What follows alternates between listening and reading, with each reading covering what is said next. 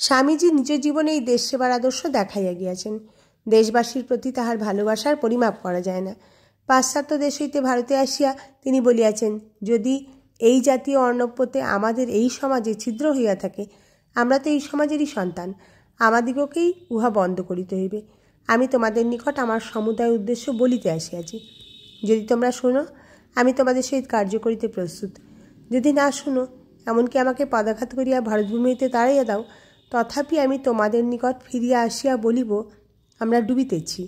যদি ডুবিতে হয়, তবে আমরা যেন সকলে একসঙ্গে ডুবি, কিন্তু কাহারও প্রতি যেন কটূক্তি প্রয়োগ না করি। স্বামীজির সংস্কার প্রণালী ধ্বংসাত্মক নয়, আমার প্রণালী সংগঠন। সমাজ সংস্কার সম্বন্ধে স্বামীজি বলিয়াছেন, সামাজিক ব্যাধির প্রতিকার বাহিরের চেষ্টা দ্বারা হইবে না, মনের উপর কার্য করিবার চেষ্টা করিতে হইবে। কিভাবে চলিলে কল্যাণ হইবে, সেই ধারণা লোকের মনে আনিয়া দিতে হইবে। তাহা হইলেই শতপ্রবৃত্ত হইয়া সে নিজ কল্যাণ সাধনের ব্রতী হইবে। সমাজের পুষ্টির জন্য যাহা আবশ্যক, তাহা উহাকে দিয়া দাও। সে আপনার প্রকৃতি অনুযায়ী আপনার দেহ গঠন করিয়া লইবে। মূল দেশে অগ্নিসংযোগ করো, অগ্নি ক্রমশ ঊর্ধ্বদেশে উঠিতে থাকুক, একটি অখণ্ড ভারতীয় জাতি গঠন করুক। জোর করিয়া কাহার উপর কোনো সংস্কার চাপাইয়া দিবার পক্ষপাতী তিনি মোটেই ছিলেন না।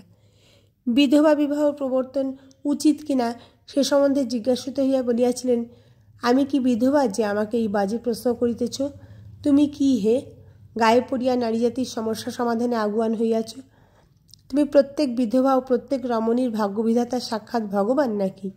তফাৎ, উহারা নিজেদের সমস্যা নিজেরাই সমাধান করিবে। ধর্মের সনাতন সত্যগুলির পরিবর্তন হয় না, কিন্তু সমাজ প্রথা প্রয়োজন মতো যুগে যুগে পরিবর্তিত হয়। আমাদের সমাজকেও যুগোপযোগী করিয়া গড়িতে হইবে। পাশ্চাত্য সমাজের সদ্গুণগুলি গ্রহণ করিয়া নিজেদের ভাবে সেগুলি সমাজে প্রচলিত করিতে হইবে। আমি চাই গোড়ায় নিষ্ঠা ও তার সঙ্গে জড়বাদী উদারভাবের সমন্বয়। হৃদয় সমুদ্রের মতো গভীর ও আকাশের মতো প্রশস্ত হওয়া চাই। জগতের সর্বাপেক্ষা উন্নতিশীল জাতিগুলির মতো আমাদের উন্নত হইতে হইবে।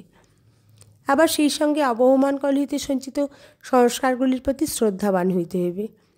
সমাজের বিবিধ বৈষম্যজনিত সমস্যাগুলির সমাধান সম্বন্ধে স্বামীজি বলিয়াছেন যে, যাহারা উন্নত তাহারা যেন অবনতদের উপরে তুলিবার জন্য স্বেচ্ছায় নিজেদের বিদ্যাবুদ্ধি ও ধনসম্পদ নিয়োজিত করেন।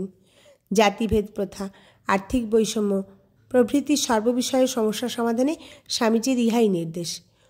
অনুন্নতদের উন্নত করিয়া সাম্য আনিতে হইবে, উন্নতদের অবনত করিয়া নহে। স্বামীজি বলিয়াছেন যে, একচেটিয়া অধিকারের দিন গিয়াছে, সকলের জন্য সমান ভোগ সমান অধিকারের ব্যবস্থা করিতে হইবে।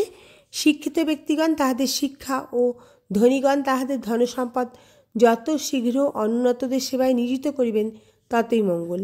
স্বেচ্ছায় এইরূপ করিলে জনগণ যখন জাগিবে, তখন তাদের প্রতি কৃতজ্ঞ থাকিবে, নতুবা মারামারি লাঠালাঠি করে সব ধ্বংস হয়ে যাবে। এই মাস যখন জেগে উঠবে, তাদের উপর তোদের অত্যাচার বুঝতে পারবে, তখন তাদের ফুৎকারে তোরা কোথায় উড়ে যাবি? তারাই তোদের ভিতর সভ্যতা এনে দিয়েছে, তারাই আবার তখন সব ভেঙে দেবে।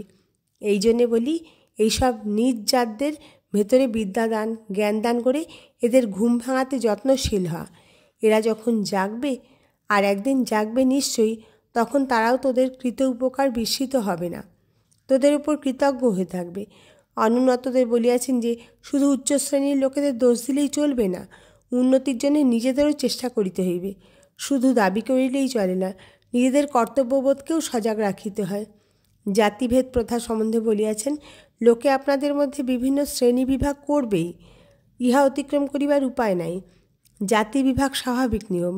সমাজ জীবনের বিভিন্ন কর্তব্যগুলো বিভিন্ন শ্রেণীর লোককেই করিতে হইবে, কিন্তু তাহার অর্থ এই নয় যে অধিকার তারতম্যগুলিও থাকিবে।